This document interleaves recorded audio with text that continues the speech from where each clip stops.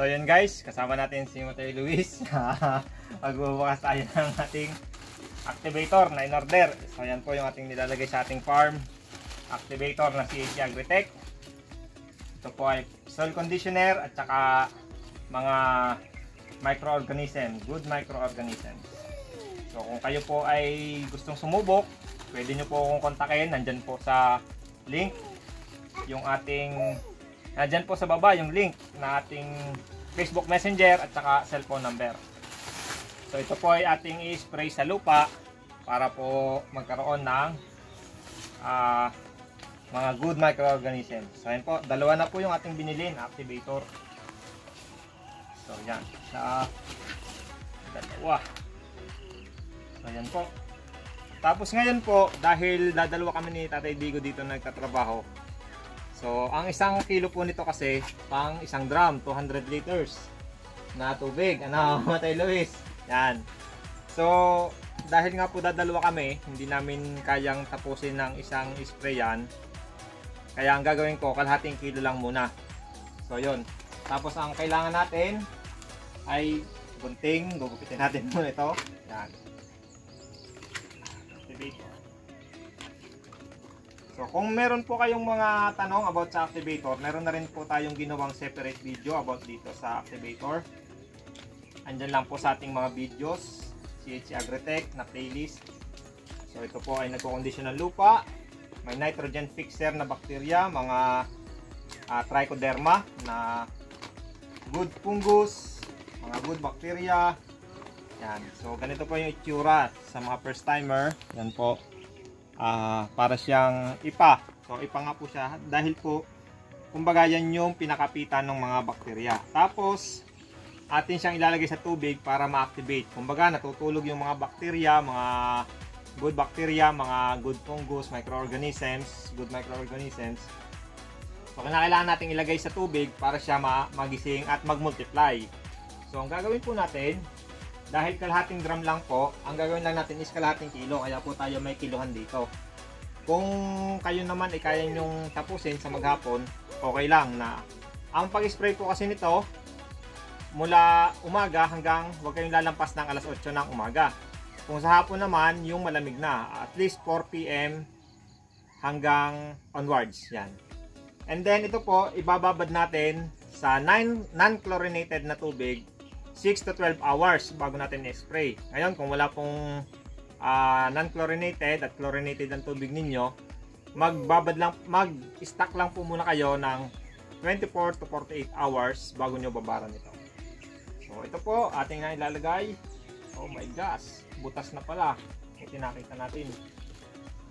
Yan, mga tigat na ng daga. Atin lang buhol.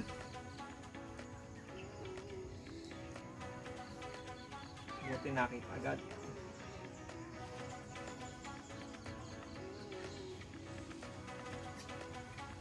So kung may mas maliit po kayong lagayan, okay lang. Ito kasi katsa. Tapos pwede sa medyas.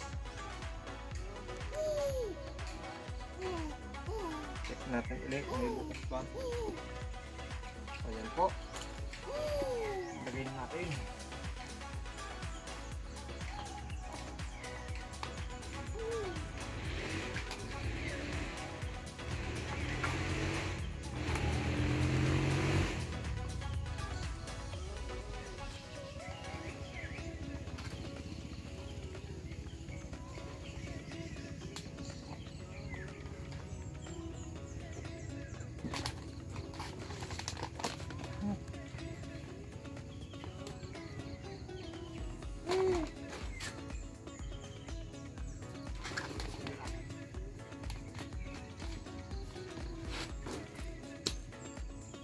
Ayan po, kalahating kilo na. Lang mo ng resealable naman po siya. Huwag na i-stack natin sa hindi naaarawan. Tapos meron tayo ditong bato. Yan. At saka itong hawakan. Yan. Hugasan ko lang po.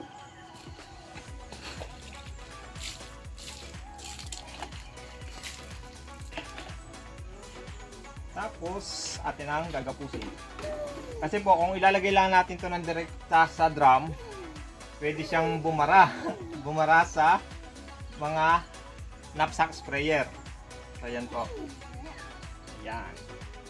Atin na siyang itatali.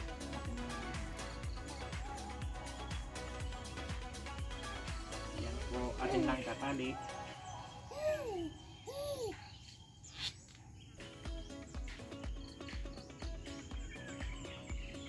So, atin po siyang nilagyan ng bato. Dahil pag ito'y walang bato, lumulutang po siya. Nagkakahangin kasi ito. Kaya lalagyan natin ng bato.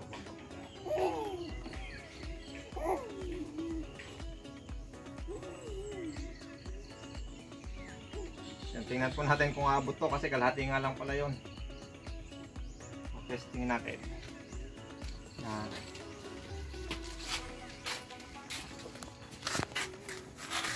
Abot naman.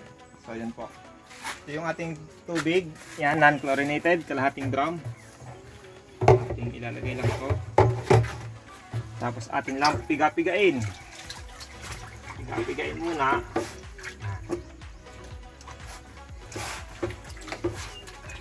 Yan po.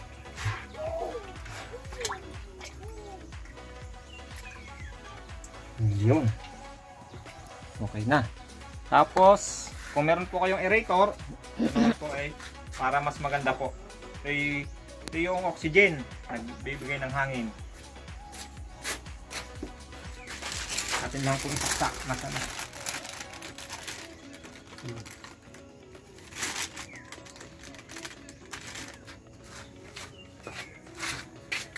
Ayan.